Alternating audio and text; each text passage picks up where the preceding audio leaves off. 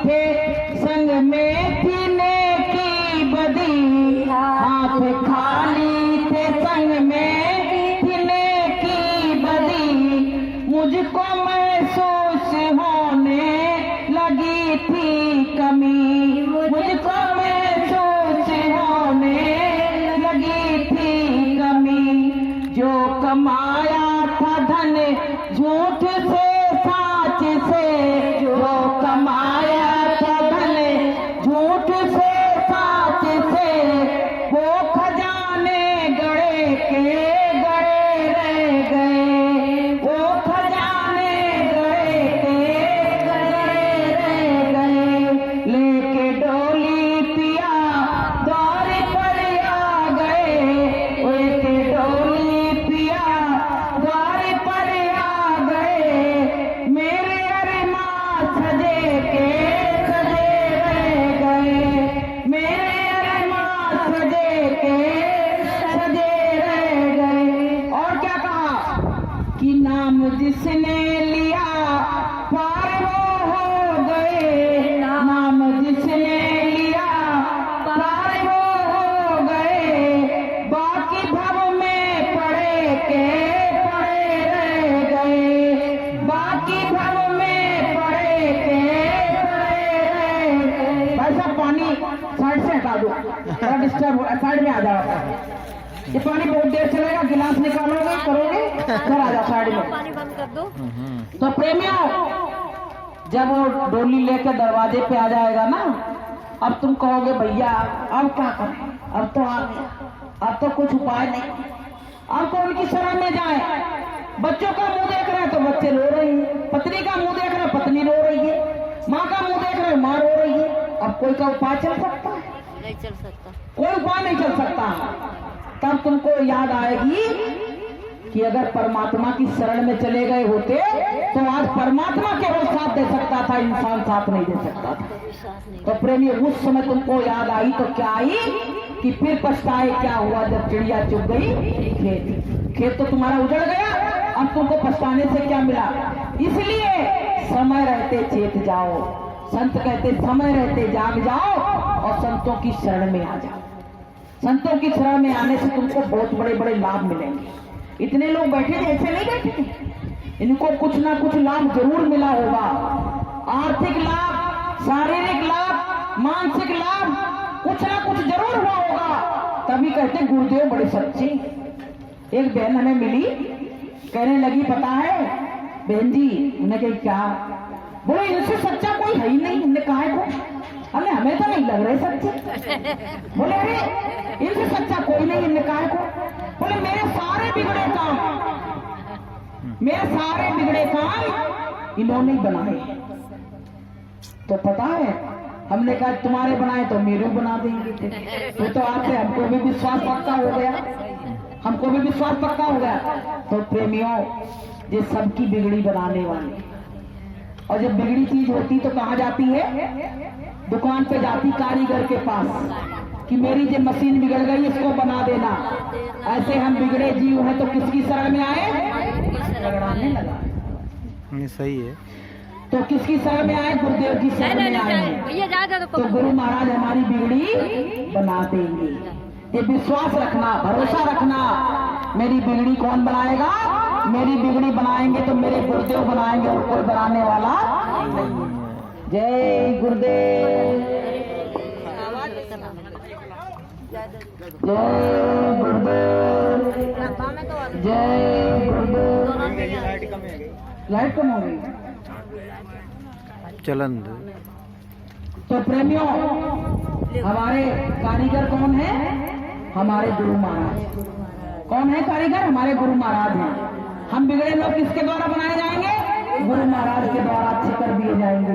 गुरु महाराज कहते हैं बुरे से बुरा व्यक्ति यहाँ ले आओ, बुरे से बुरा, खराब से खराब, बदसूरत से बदसूरत, गरीब से गरीब, कोई कोड़ी हो, कोई कैसा भी हो, पानी टपक रहा हो, बस तुम यहाँ शरण में ले आओ, मैं सबको गले से लगा।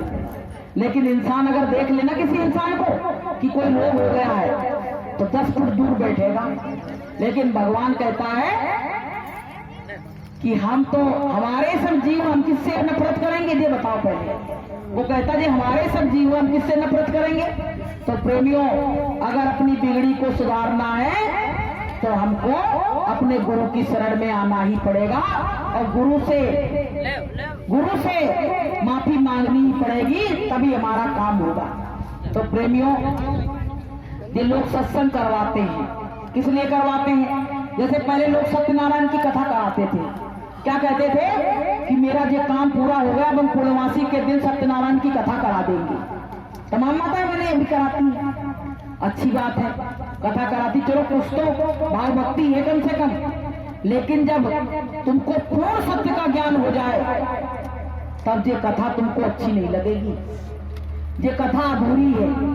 गुरु महाराज कहते थे कि ये लीलावती कलावती का जहाज जब वो डूब गया था, तुमने कथा की कही थी, तो क्या वो जहाज अभी तक डूबा ही है, ये बताओ। और पंडित जी ने पकड़ ला वही पत्रा, तो अब वही लीलावती का कलावती का एक कहानी की किताब रख ली और वही से धंधा चल रही है।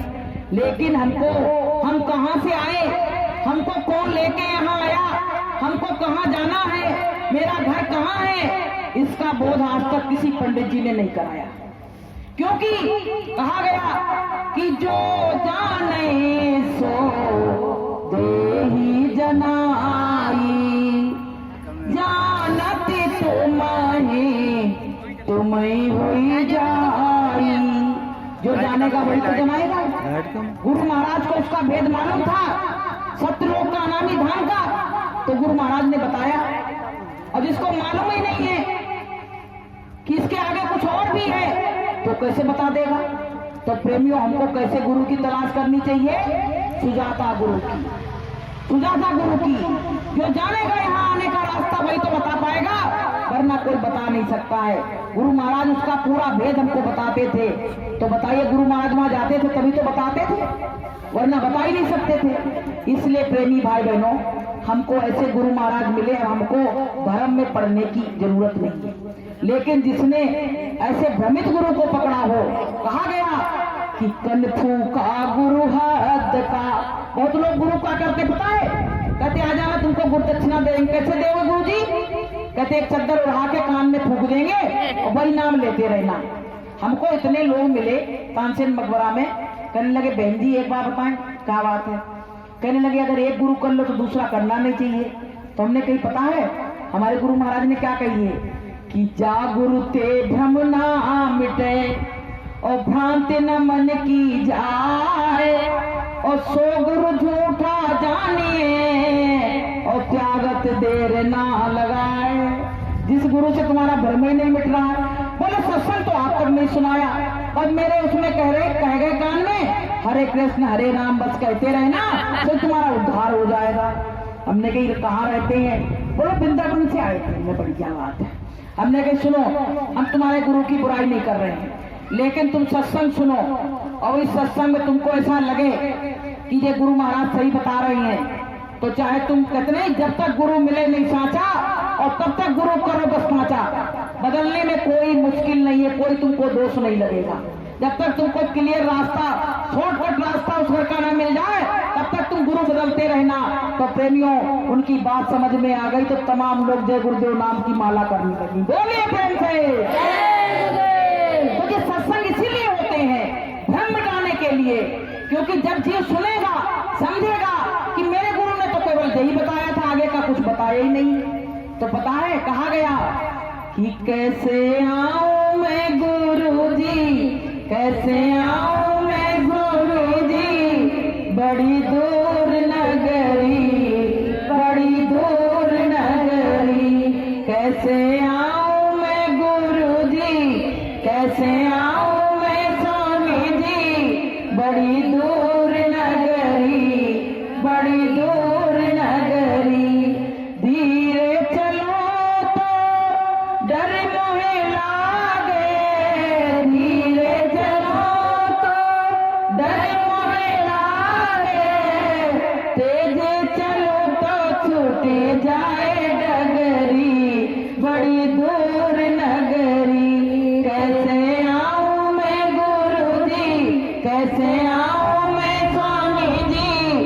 बड़ी दूर नगरी, बड़ी दूर नगरी। कहते हैं परमात्मा तेरी नगरी तो बहुत दूर है। अच्छा भगवान का नाम लो सो लोग दूर देखने लगते हैं, कहते वो तो बहुत दूर रहता है। यही भ्रम केवल हमको परमात्मा से मिलने नहीं देता। अच्छा होता है कि नहीं होता है? भगवान का नाम लिया ना कि ऊपर देखने लगे कि ऊपर रहता है। अब बताओ ऊपर रहेगा तो क्या काम कैसे होगा? जब द्रौपदी ने सोचा कि हम भगवान को कैसे बुलाएं, जब उसकी लाज लुट रही थी भरी सभा में, तो द्रौपदी तो सोची वो तो मथुरा में बैठे होंगे, वो कैसे आ जाएंगे इतनी जल्दी? भाई ट्रेन में बैठेंगे, टिकट कटाएंगे तभी तो आएंगे। तो वो सोची कि तब तक तो हम अपने जो हमारे घर वाले बैठे इनको ही बुला ले। सबकी तरफ आंखें उठा उठा के देखी, सबसे कहा मेरा सहारा दो, मैं लुटी जा रही, मेरी इज्जत लुटी जा रही। लेकिन किसी ने, सबने गर्दनें नीचे डाल दी। फिर अंत में क्या कहा? दीनानाथ, दीनों के नाथ, तुम कहां हो? तो मेरी यहां भरी सभा में इज्जत जा रही है, कब प्रकट होगे? जब मेरी इज्जत चली जाएगी तब। तो द्रौपदी ने एक भजन गाया कि कहां जा छुपे हो प्यारे कन्हैया, कहां जा छुपे हो प्यारे कन्हैया, यहाँ लाज मेरी लुटी जा रही है, यहाँ लाज मेरी लुटी जा रही है। कहाँ जा छुपे हो प्यारे कन्हैया, कहाँ जा छुपे हो प्यारे कन्हैया, यहाँ लाज मेरी लुटी जा रही है, यहाँ लाज मेरी लुटी जा रही है। तो प्रेमियों जब इतना कहते द्रौपदी रोने लगी तो भगवान प्रकट हुए, दिखे नहीं, उनकी साड़ी को बढ़ाते चले गए।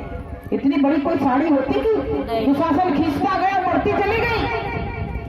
लोग भगवान के चमत्कार को समझते नहीं, कहते मैंने किया, सब मैंने किया। तो मैं कहते कहते भगवान कहते जब तुमने किया तो मेरा कुछ यहाँ है ही नहीं, तो वहां से हट जाता। तो प्रेमियों, तो द्रौपदी रोने लगी, कहने लगी कि तुमने मेरी भरी सभा में इज्जत बचा ली। तो भगवान ने क्या कहा कि द्रौपदी मैंने कुछ नहीं किया।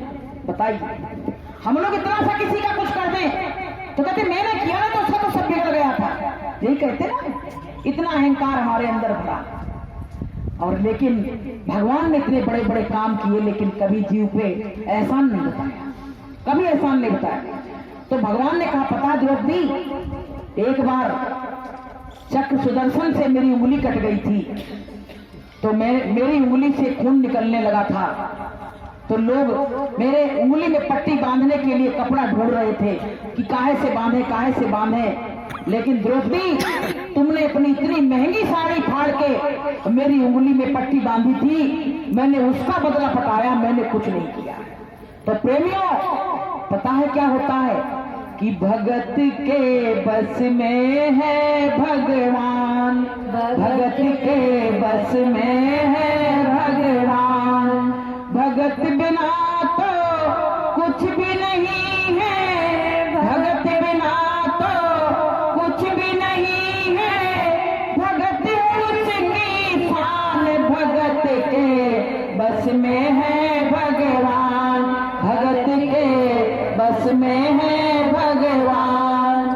पता है भगवान भक्त के बस में, अगर भक्त ने जरा सा उसके लिए कुछ किया, गुरु महाराज कहते ना कि मुझको कोई एक गिलास पानी पिलाता है तो मैं उसके लिए 10 गिलास तैयार रखता, 100 गिलास तैयार रखता, 1000 गिलास तैयार। बताइए, तुम करके तो देखो। कहते हैं कि तू एक कदम चलता है तो मैं तेरे लिए 10 कदम चलने के लिए तैयार हूं, लेकिन तू एक कदम चल के तो देख, एक कदम चल के तो देख। अच्छा, अपने दिल पे हाथ रख के देखो बहनों, सत्संग रोज होता है, थोड़ी सी ऐसी बात बताएंगे। अपने दिलों पे हाथ रखो कि मेरी भक्ति में कितने नजदीक परमात्मा के आ गई। ये देखो ना कि परमात्मा मुझसे कितनी दूर, कितना फासला मेरे में और परमात्मा के बीच में बचा है। ये तो देखो, तुमको तुरंत पता पड़ जाएगा। क्योंकि हमारी आत्मा हमको धिक्कारती है कोई गलत काम करते हैं, लेकिन वो गलत काम हम चोरी छिपे करते ही रहते हैं। तो हमको इसीलिए वो परमात्मा हमसे दूर है। कोई पिता नहीं चाहता है कि मेरा बच्चा कोई गलत काम करे। कोई पिता चाहता है तो परम पिता कैसे चाह जाएगा कि मेरे बच्चे जो गलत काम करें। इसलिए प्रेमियों, हमको अपने गुरु को खुश करना है। गुरु को खुश करने का यही तरीका है कि साधन भजन समय से उठ के करो, अपने अपने गुनाहों की माफी मांगो, और जब साधन भजन में मन ना लगे तो जय कहो मालिक, अब हम क्या करें, कैसे मिलेंगे। इसके लिए प्रार्थना गाई थी कि गुरु जी मैं कौन उपाय करूं, गुरु जी मैं कौन उपाय करूं, स्वामी जी मैं कौन उपाय करूं, स्वामी जी मैं कौन उपाय करूं, यही विधि मन का संशय छूटे, यही विधि मन का संशय छूटे, कौन सा यतन करूं, कौन सा यतन करूं, गुरु जी मैं कौन उपाय करूं, स्वामी जी मैं कौन उपाय करूं। मीरा ने अपने गुरु से कहा था कि मैं ऐसा कौन सा उपाय करूं जो तुम्हारा दर्शन दीदार मुझको 24 घंटा हो। बताइए, अच्छा। हमको सबको नहीं होता तो हम बड़े खुश हैं, फिर भी खुश हैं। लेकिन मीरा को अगर एक भी दिन नहीं होता था ना तो कहती थी आज हमको अन्न पानी कुछ भी अच्छा नहीं लग रहा, सब बेकार है, सब व्यर्थ है मेरे लिए। तो माँ कहती थी क्या हो गया, तो कहती थी आज मेरे गुरु का मुझको दर्शन नहीं हुआ, आज मेरे गुरु ने मुझे मेरी याद नहीं की, आज मुझको कुछ अच्छा नहीं लगता है। तो प्रेमियों, जब भक्त आगे बढ़ता है तो भगवान भी बढ़ता है, जब भक्त पीछे हट जाता है तो भगवान भी हट जाता है। हमारी करनी में गुरु महाराज कहते थे, बच्चों मैं तुमको उठाने के लिए तैयार खड़ा हूं, पर तुम उठने के लिए तैयार नहीं। गुरु महाराज यही कहते थे, हम तुमको बिल्कुल ले चलने के लिए तैयार खड़ा हो, लेकिन तुम जाने के लिए अभी तैयार नहीं। तो प्रेमियों, हमको तुमको अपने माता पिता सबका सम्मान करते हुए अपने सत्संग का सहारा लेना चाहिए, क्योंकि सत्संग में आओगे, माता पिता का सम्मान करोगे, तभी उनके पुण्य कर्म से ही तुम सत्संग में आ पाओगे। एक बात ये ध्यान रखना, आजकल क्या हुआ है कि लोग क्या करते हैं कि माता पिता का तिरस्कार करके कहते हम तो बड़े सत्संगी बन गए, कहते ना हम तो बड़े सत्संगी बन गए, सत्संगियों का ठप्पा लगा लिया। नहीं, तुम कभी सत्संगी नहीं बन सकते हो। कहते हैं कि जो परमात्मा का भजन करता है वो अपने माता पिता का भी ध्यान रखता है, तभी वो परमात्मा की शरण में आ पाता है, उनके पुण्य प्रताप से, उनके आशीर्वाद से, वरना वो सत्संग में आ ही नहीं सकता है। इसलिए हमको तुमको अपने माता पिता का सम्मान करना चाहिए। अच्छा, मरने के बाद तो सब लोग पता क्या करते हैं, बड़ा तेरवी करेंगे और 13 दिन तक बैठ के रोएंगे, कोई आ गया तो चिल्लाएंगे। माता बहनों की तो आदत रहती है, वो तो कस कस के चिल्लाती हैं, और मर गई तो इसकी खुशी मना रही और कहती चलो अच्छा रहा, फंद छूटा, और कोई आ जाए तो कस कस के नरवाएंगे। लेकिन पुरुष लोग होते हैं वो शांति से बैठते हैं। लेकिन आपको हम बताएं, कहते नहीं है कि माँ बाप की तुमने सेवा की नहीं और बाद में तुम आंसू बहा रहे तो उससे कोई फायदा नहीं। जब उस माँ बाप ने तुमसे कहा कि बेटा हमको सत्संग में ले चलो, कुछ अच्छे भोजन की इच्छा हुई, तुमने कहा अरे तुमको तो खाना सूझता है, तुमको कौन बुढ़ापे में उठा के सत्संग में ले जाएगा। एक दिन उन्होंने दम तोड़ दिया, उसके बाद तुम रो रहे हो। तो कहते नहीं है कि तुम्हारे ऊपर माँ बाप का बहुत बड़ा कर्जा है। एक बार एक व्यक्ति ने कहा, बड़ा हो गया, आजकल बच्चे थोड़े माइंडेड हो जाते हैं, तो बोले माँ मैं तो करोड़ों रुपए कमाने लगा हूँ, तुम्हारा कर्जा मैं मिनटों में चुटकियों में उतार दूंगा। तो माँ को ये बात सुन के बड़ा अफसोस लगा। अच्छा, बच्चा माँ से खाना नहीं मांगे तो माँ को बड़ा दुख लगता है कि आज मेरे बेटे ने मुझसे रोटी नहीं मांगी, आज बेटा मेरा क्या मुझसे नाराज हो गया, दूर हो गया। अब क्या हुआ कि बच्चे ने कहा कि माँ तुम्हारा कर्जा मैं उतारना चाहता हूँ। तो माँ ने कहा कैसे उतारोगे? तो बोले बता दो, लिस्ट बना के दे दो, जितना जितना तुमने खर्चा किया होगा मैं सब उतार दूंगा।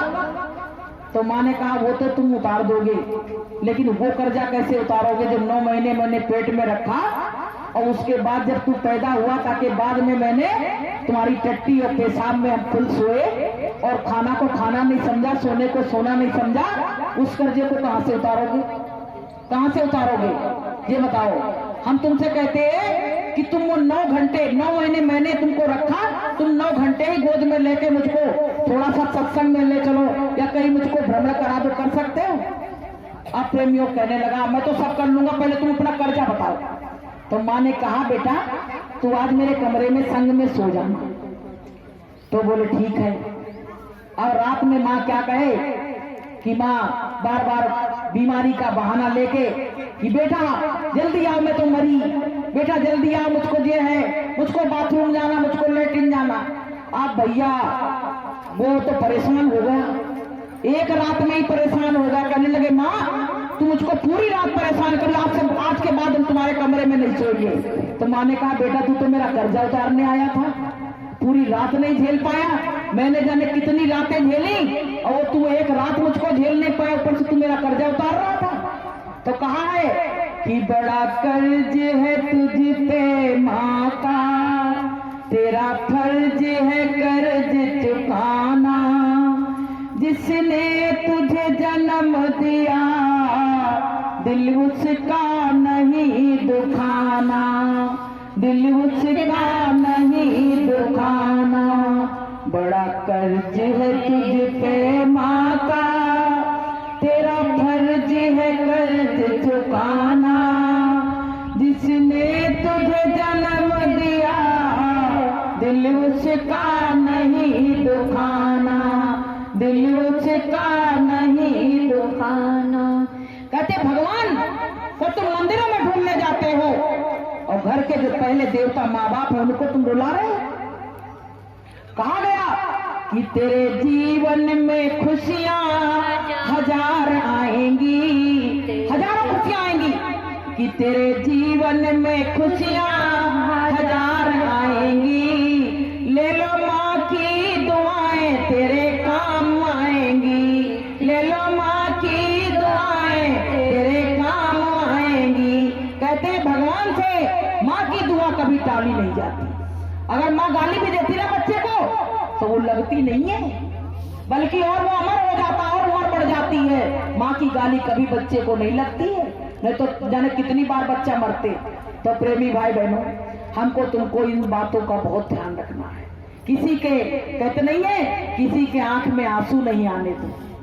अगर आंसू आ गए तो आंसू तुम्हारे लिए अंगार बन जाएंगे एक ना एक दिन। तुम जो भी काम करोगे, कहते तुमने मूल जड़ को काट दिया तो ऊपर का पेड़ हरा भरा कैसे होगा? है प्रेमियों की नहीं? हम यहाँ पर पेड़ लगा, इसको काट दे नीचे से, हम इसको हरा भरा देखना चाहें, हरा भरा रहेगा? कभी नहीं रह सकता है। तो मूल जड़ कौन है? मूल जड़ माँ बाप है, उनको नहीं रुलाओ। कहते मत सताओ उसको, नहीं तो रो देगा और जब सुनेगा उसका खुदा तो तुझको जड़ से खो देगा। घरों में परेशानियां आती हैं, सब लोग कहते हैं अरे भैया मेरे बाप को बद्दुआ लग गई, मेरे माँ बाप की बद्दुआ लग गई। यही तो कहते हैं हमने अपने माँ बाप को बड़ा कष्ट दिया। एक बार क्या हुआ, एक व्यक्ति अपने पिता को उठा के कंधा पे रख के और ले जा रहा, बहुत परेशान था, वो दिन रात रोता था और बीमारी अवस्था में था। तो कहने लगा आज ऐसा करते इसे नदी में डाल दो, ना रहेगा बांस और ना बजेगी बांसुरी। अब कंधा पे उठा के उसे ले जा रहा, तो पिता क्या कह रहा, बेटा मैं धीरे धीरे ले चलो। तो कहने लगा क्यों धीरे धीरे ले चलो, इतना वजन लादे हैं, कह रहे धीरे धीरे ले चलो। बोले बेटा मेरे बड़ी दर्द हो रही, मैं धीरे धीरे ले चलो। और बेटा हमें उधर डालना, वहां पे थोड़ी सी ऊंचाई है। तो कहने लगे तुम्हें कैसे मालूम है, तुम्हें कहाँ ले जा रहे हैं? बोले हमने अपने बाप को भी वहीं डाला था ले जाके, तो वही हमें मालूम है कि उसका परिणाम हमको भी भोगना पड़ेगा। कि जो जस करे सो तस फल चाखा और कर्म प्रधान विश्व रच राखा। तो प्रेमियों जैसा करोगे वो तुमको मिलेगा जरूर, भगवान कहीं ना कहीं से रास्ता जरूर ढूंढ देता है।